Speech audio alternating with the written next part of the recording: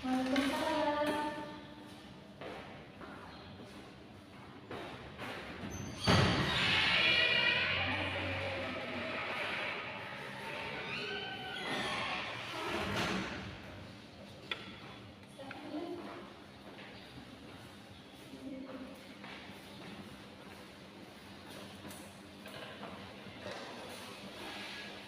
Baik, apa duduknya sudah nyaman? Oke, sebelum kita melakukan sesi konseling, alangkah baiknya kita berdoa terlebih dahulu agar sesi konseling kita berjalan dengan lancar. Kita dimulai. Sudah selesai. Jadi sebelumnya saya sangat berterima kasih kepada adik karena adik sudah mau sukarela terdatang dalam sesi konseling hari ini. Nah, sebelum kita mulai sesi konseling, mungkin agar lebih akrab, kita akan perkenalan terlebih dahulu dimulai dari kakak. Perkenalkan, nama kakak Rasi Nabila. Di sini ada bisa manggil kakak dengan Kak Rasi. Jadi boleh perkenalkan namanya. Perkenalkan nama aku Lutfi Fauzana, biasanya pagi dulu. Oke, dulu bagaimana kabarnya hari ini? Alhamdulillah sehat. Sebelum ke sini ada kegiatan. Tadi beres-beres semua. Jadi habis ini ada kegiatan? Ada kuliah. Oh, kuliah. Jam berapa? Jam 1. Setengah. Jadi sebelumnya apa lu sudah pernah mengikuti sesi konseling? Belum. Oke, karena belum, kakak akan menjelaskan terlebih dahulu apa itu sesi konseling. Jadi konseling individual ini adalah salah satu layanan mereka yang dimana kakak sebagai konselor dan lulus sebagai konseli. Di sini kita akan membantu dulu untuk memecahkan masalah yang sedang lu hadapi saat ini. Nah, dan dulu jangan takut atau jangan cemas karena dalam sesi konseling ini kita akan menyimpan semua data-data yang dulu ucapkan. Jadi hanya kita berdua saja yang tahu dan tidak akan disebarluaskan. Nah, kakak berharap dulu bisa secara terbuka dan secara sukarela untuk menceritakan masalahnya agar kita lebih tahu apa solusi yang tepat untuk permasalahan di sini. Nah, dalam sesi konseling ini kita mengenal beberapa aturan atau norma yang berlaku, jadi kita berusaha untuk tidak melanggar norma tersebut. Dalam sesi konseling ini kita memerlukan waktu sekitar 30-60 menit, jadi kita berharap kita bisa memaksimalkannya dengan baik. Nah, apa lu sudah memahami apa itu konseling individual? Coba lu jelaskan apa yang sudah lu pahami. Jadi untuk konseling individual itu sini ada dulu sama kakak yang duduk di hadapan yang membutuhkan untuk menyelesaikan masalah dari Indonesia. Oke, ini dulu sudah paham ya. Oke, sekarang kita mulai sesi konseling ini. Dulu bisa ceritakan bagaimana keadaan dulu akhir-akhir ini? Dulu kira-kira lagi fase terjebak sama pertemanan toksik. Bagaimana fase pertemanannya itu? Jadi dulu punya teman waktu awal-awal masuk ospek, soal ospek itu dulu berempat. Ada si A, B, C gitu. Selalu berempat. Awalnya aku sama si A aja berdua gitu karena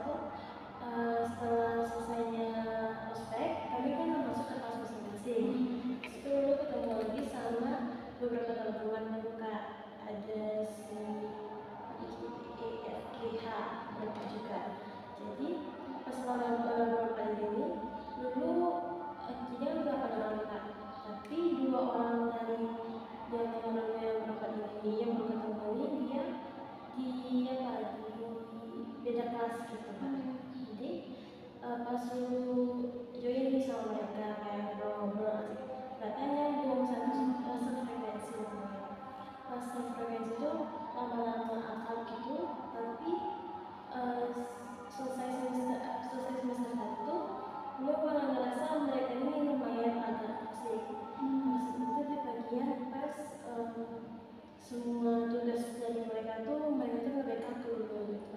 Mungkin dulu kalau misalnya belum lumayan mampu, lu bisa ngebantu.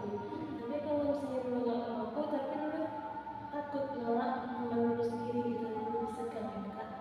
Terus karena itu juga lu bisa maksimal diri sendiri kalau misalnya kayaknya malah ini kali sama gitu. Setelah lu pikir-pikir, lu bilang nolak, mereka tuh langsung beda pendapat, kayak beda pandangannya dulu. Dimana kalau dulu tuh sok pintar lah, sok ngerti segala macam lah gitu. Dia merasa kayak mereka tuh nggak ada deketin itu cuma untuk manfaat untuk tugasnya gitu. Setelah lu tahu mereka kayak gitu, lu lebih milih sendiri aja sih di kelas gitu kan. Tapi setelah lama-lama dulu kalau misalnya lu sendiri mereka beramai-ramai gitu, jadinya lu lebih kayak menyisikan diri lu sendiri kan. Sedangkan dulu tipe orang itu lumayan ekstrovert kan, jadi bisa masuk ke siapa-siapa aja gitu. Jadi mulai dari situ dulu mulai aku sama temannya inilah, temannya itulah gitu kan. Dan ternyata kalau misalnya nyambung kemana-mana kita skip gitu. Dan kalau misalnya kita mau nolak orang kita nggak segan, kita nolak orang kita juga nggak apa-apa gitu kan. Jadi bahkan teman dulu bilang yang satu kelas, aku mau main sama orang dulu gitu. Dulu bilang ada apa sih gitu kan, tapi ya gimana. Terus awalnya dulu kan nggak cerita sama mereka kan, tapi teman-temannya kelas itu pada tahu gimana sifat orang yang berpani gitu. Terus mereka bilang gini, itu terjebak sama mereka katanya, karena dulu tuh apa-apa mungkin karena emang bisa diandalin katanya kan Kak, lebih bisa di sini lah gitu. Misalnya kayak ada video wawancara, kayak buat video untuk tugas UAS, jadi mereka ngasih kayak dulu buatkan lagi ini gitu, yang ini yang si A, apa yang ini yang si B gini gitu kan. Jadi itu lu main capek kan. Yang teman lu yang berdua awal yang si A itu ternyata dia tuh yang di kelas B kan, bukan kelas beda kelas. Jadi hubungan lu sendiri beda kan gitu. Lu cerita sama dia kan kalau misalnya teman yang lu dapat di kelas ini kayak gini gitu kan. Sedangkan kami memang main lama juga kan sama teman-teman dua orang yang beda kelas itu kan. Jadi ternyata yang dua kelas yang beda kelas ini, dua orang ini malah merasa hal yang sama dulu kan. Jadi kayak mereka kayak gitu gitu kan. Jadi ya udahlah, kalau bagus dipatasin aja gitu. Mungkin sekedar berteman jadi berteman gitu. Setelah mereka diam-diam itu Kak, tapi mereka itu malah beberapa minggu setelah itu mereka malah anggap nggak ada apa gitu, kayak ngajak ngomong, kayak ngajak main, tapi lu misalnya diri juga kayak lu takut nanti kalau misalnya lu terlalu dekat dengan sama orang tuh lu udah sakit hati gitu. Malah lu kalau sama orang tuh nggak bisa diri lu sendiri gitu. Contohnya kayak dulu kan misalnya kayak kita kan lagi makan bareng sama teman-teman kita, kalau misalnya ada teman kita yang suka ya udah nggak apa gitu kan. Tapi mereka malah bilang apa gitu rasanya tuh, apalah gitu. Masalahnya kan lu nggak masalahin sih, selera makan beda-beda juga. Jadi misalnya contohnya lu suka makan yang ini gitu, tapi mereka bertiga enggak gitu. Jadi aturannya kan bagus itu kayak mereka tuh ngomong oh gimana sih rasanya, aku nggak pernah coba, kayaknya aku nggak suka deh, cukup itu aja kan. Tapi mereka malah ngehina yang udah makan sama lu gitu. Gimana sih rasanya, aku nggak makan apa lagi. Jadi lu ngerasa kayak kayaknya lu sering diremehin sama pertemanan kayak gini. Jadi setelah itu lu udah ambil keputusan sendiri, lu udah nggak pernah sama mereka, tapi lu malah dekat sama teman-teman kelas lainnya. Ada yang sama si ini, sama si ini. Awalnya tuh lu ngebatasin berteman sama awalnya sih juga enggak, tapi setelah lu jalan sejauh ini, teman-teman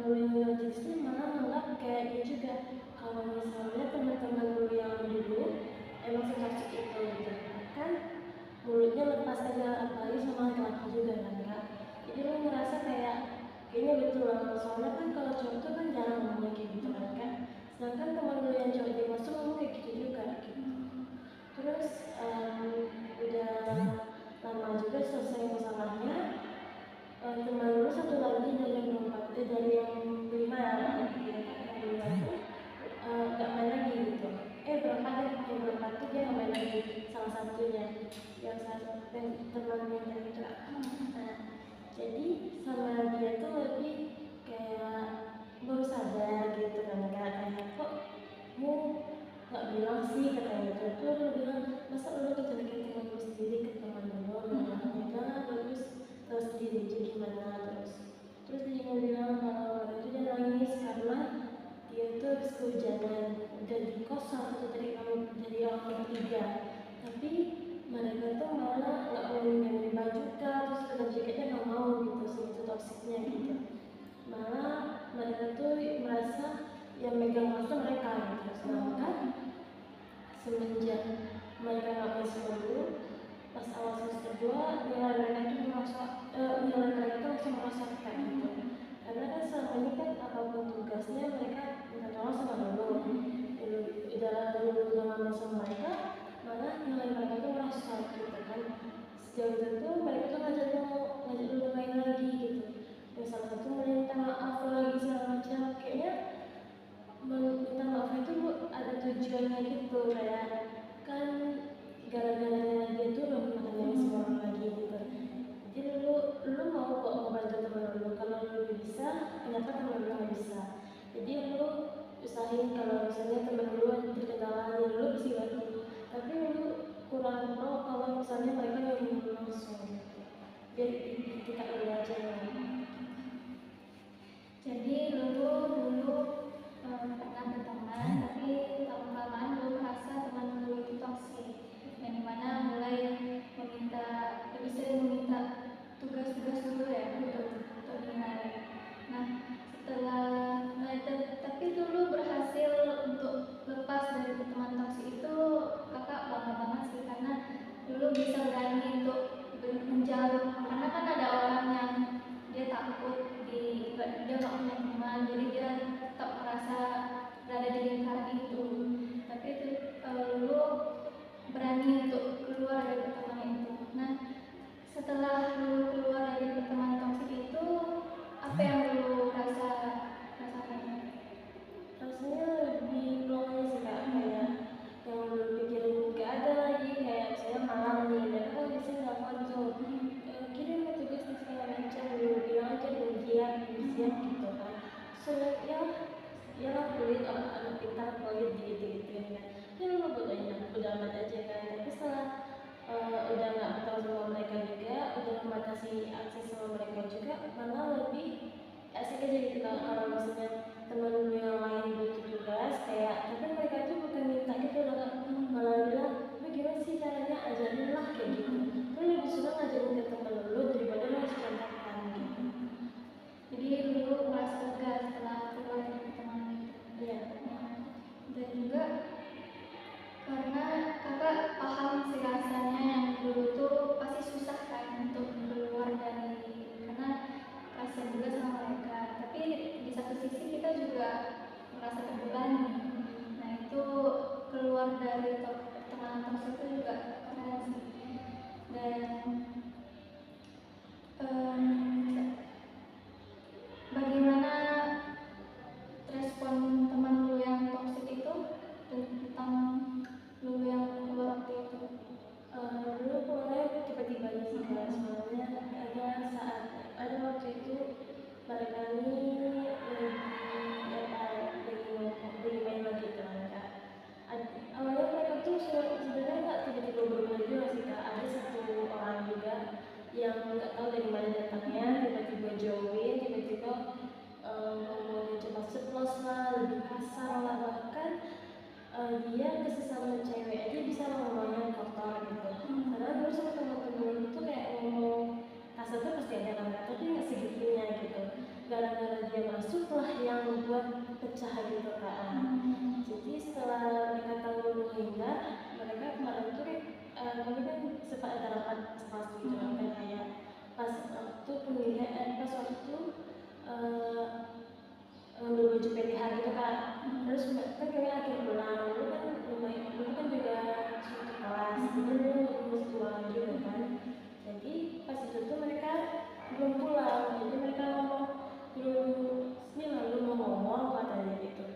Dia bilang kalau misalnya nggak suka juga sama orang yang mendatangi gitu kan. Tapi mereka tuh ngomong itu sekedar ngomong itu aja, sedangkan hari-hari selanjutnya mereka tetap kayak main sama orang itu, bahkan lebih dulu tuh ditinggalin aja daripada orang tua. Dulu lama-lama dulu kan ngehindar tuh kak, setelah lama ngehindar mereka tuh malah diam aja kayak ada masalah apa gitu kan, malah merasa belum yang salah gitu.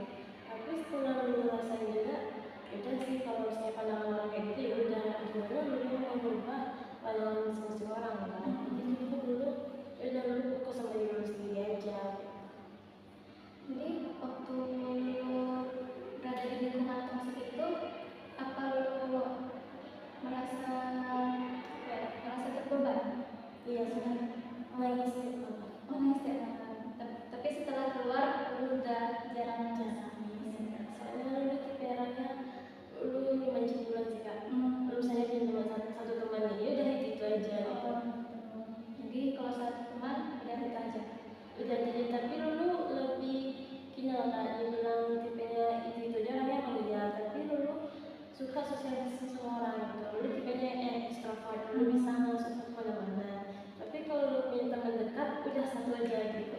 Kalau ini udah dekat nih, kalau misalnya dia dekat sama orang lain, pasti bakal ada cerita yang lu ceritain ke dia ceritain ke orang juga. Lu mau gitu kan. Lu juga ada teman juga dari SMP kelas 1 sampai sekarang masih akrab juga. Bahkan sama orang tuanya lumayan kenal juga kan. Jadi pas kami tuh pisah waktu SMA kan. Jadi pas mereka pisah SMA tuh mereka tuh punya teman yang masing-masing. Tapi mereka tuh gak lupa sama dulu. Itu tuh lebih senang dia lah, mereka bergaul juga. Tapi dia gak lupa sama dulu gitu. Jadi dulu bukan tipikal teman yang kalau misalnya teman itu punya teman baru dulu nggak posesif gitu kan? Enggak juga, tapi cukup kayak dulu ini bukan teman dia doang gitu kan. Malah lebih kayak saudara sih kak, sama yang berdua dari masa SMP ini gitu. Jadi tampaknya setelah lu keluar dari teman toksik itu lu merasa lega dan merasa lebih plong aja rasanya, benar ya? Iya. Oke. Nah, jadi setelah lu keluar dari pertemanan yang tersebut, apa setelahnya lu pernah merasa sedih? Kalau sedih sih pernah sih. Soalnya dulu kenal mereka dari awal masuk kelas. Terus satu udah lewat, setelah dua mereka udah berubah kan. Jadi kadang dulu masih aja sih ingat, bahkan foto-foto mereka belum ada yang hapus, jadi kali dulu gitu kan. Berharap mungkin bisa lebih baik mereka, tapi yang harapin itu malah lebih buruk gitu kan. Malah mereka tuh lebih nunjukin sisi buruknya gitu. Kalau rasa sedih sih ada sih, yang namanya dekat kan dekat dari awal, tiba-tiba ada konflik tiba-tiba gitu kan, yang nggak tahu sebab akibatnya, cuma gara-gara satu orang aja, karena lebih mencoba datang sih ada. Jadi dulu walaupun dulu bisa berani untuk keluar, tapi ada rasa sedih juga ya. Dan tapi perbuatan yang lu lakukan ini merupakan satu hal yang bagus karena tidak semua orang bisa melakukan hal tersebut. Jadi yang dimana dia merasa berada di lingkungan yang toksik, yang dimana dia juga tahu kalau dia itu sedang dimanfaatin, tapi dia kan tidak berani untuk coba keluar dari pertemanan toksik itu karena dia takut nanti dia setelah dia keluar itu dia nggak punya teman lagi atau teman yang tersebut ngejek-ngejek dia atau gimana gitu. Tapi dulu berani untuk keluar dari pertemanan toksik itu untuk kesehatan mental dulu juga kan. Ya, jadi itu merupakan satu hal yang bagus dan kakak sangat mengapresiasi itu karena tidak semua orang itu bisa berani mencoba keluar dari zona nyaman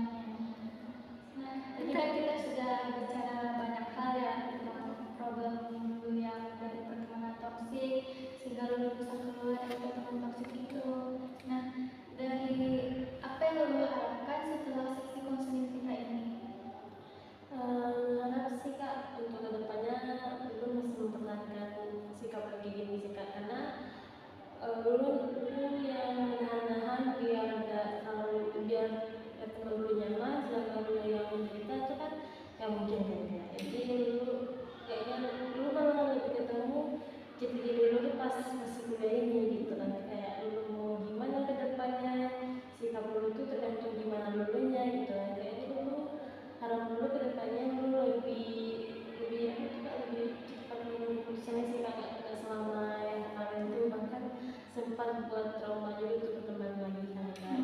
Jadi lebih baik itu dulu kayak lu nggak suka ya nggak suka apa aja. Mantap sih itu. Jadi lu sebaiknya juga mempertahankan sikap lu yang seperti ini, yang dimana lu harus berani untuk bisa keluar dari pertemanan toksik itu. Karena kalau kita hanya memikirkan orang lain, nanti sakit juga di diri kita gitu. Jadi sebaiknya lu juga mempertahankan sikap yang berani menolak dan mencoba menghiraukan apa perkataan teman tersebut setelah kita keluar.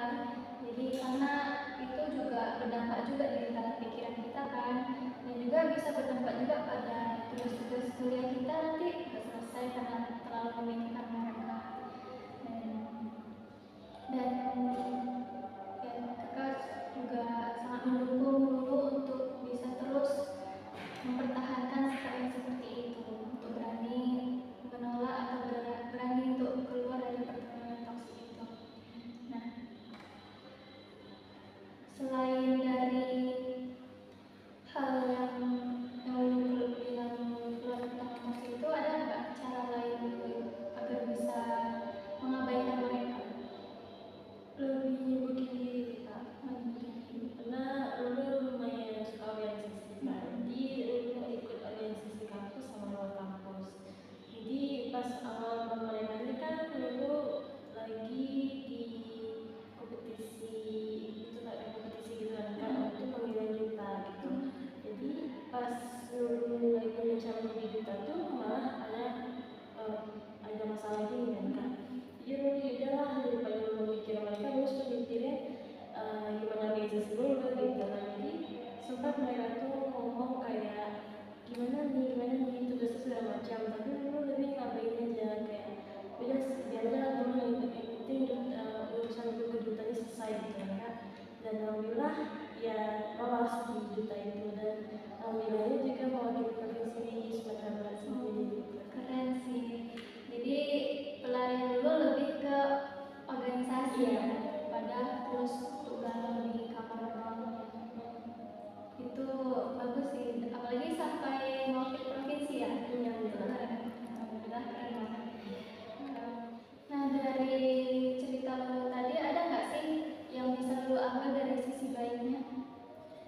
Dan sisi baiknya lu dapat pelajaran sekarang lebih kayak lu tahu nih kalau misalnya setiap orang tuh kan ada masanya, setiap masa ada orangnya gitu. Jadi kalau misalnya lu terlalu sedih pun lu gak ada gunanya, terlalu senang pun gak bisa juga gitu kan.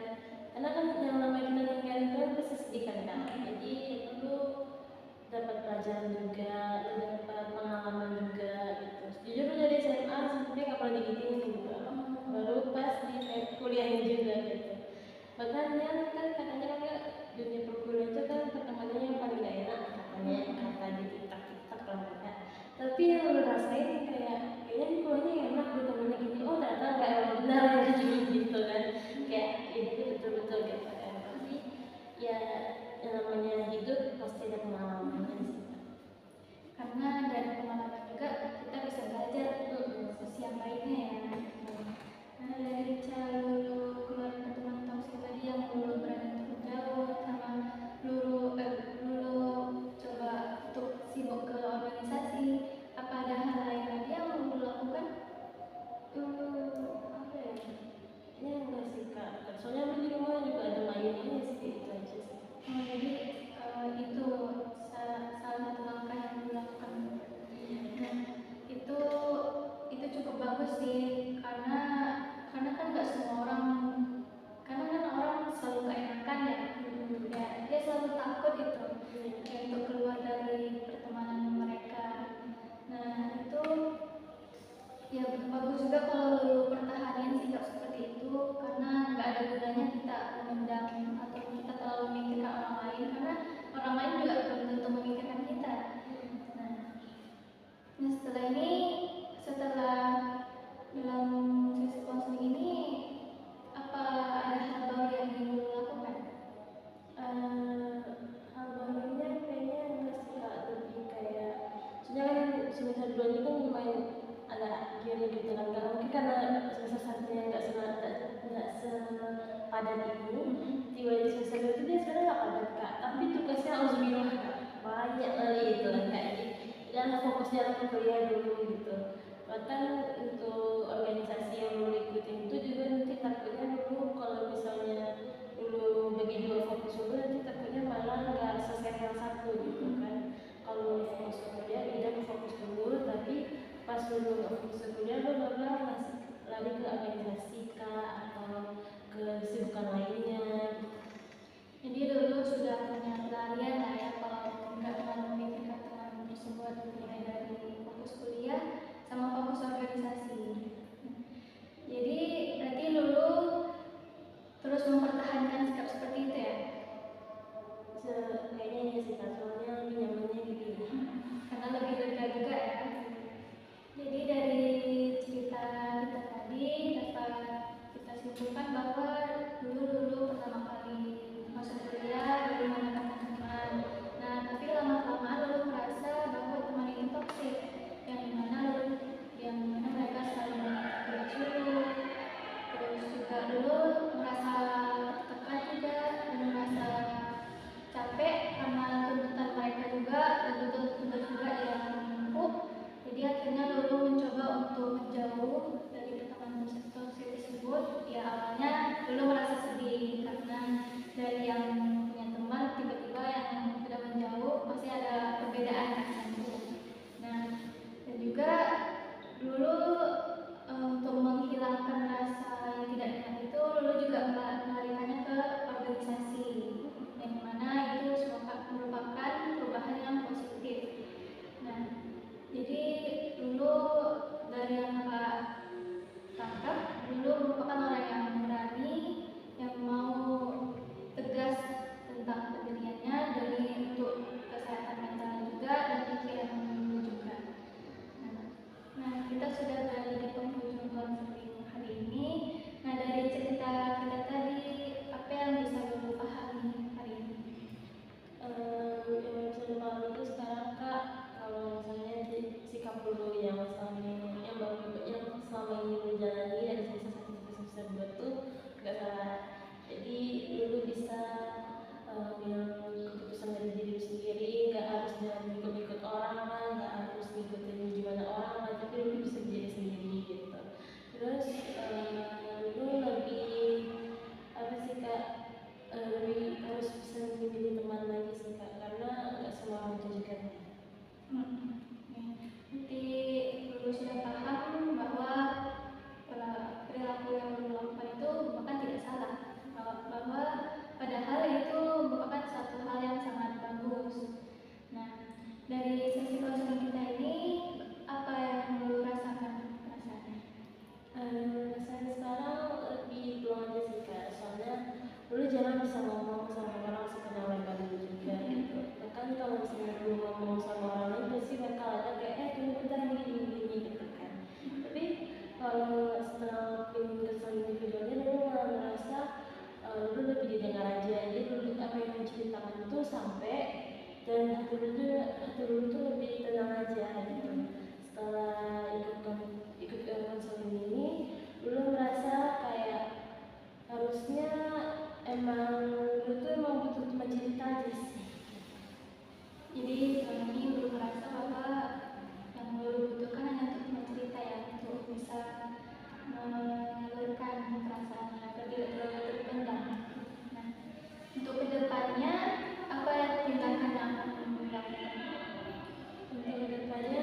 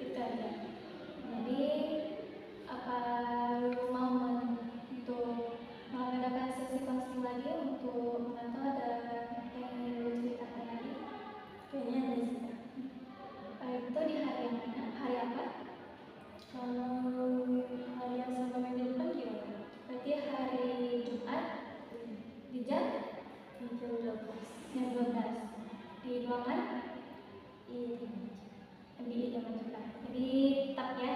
Berarti kita melakukan sesi konseling lagi di hari Jumat jam 12 dan di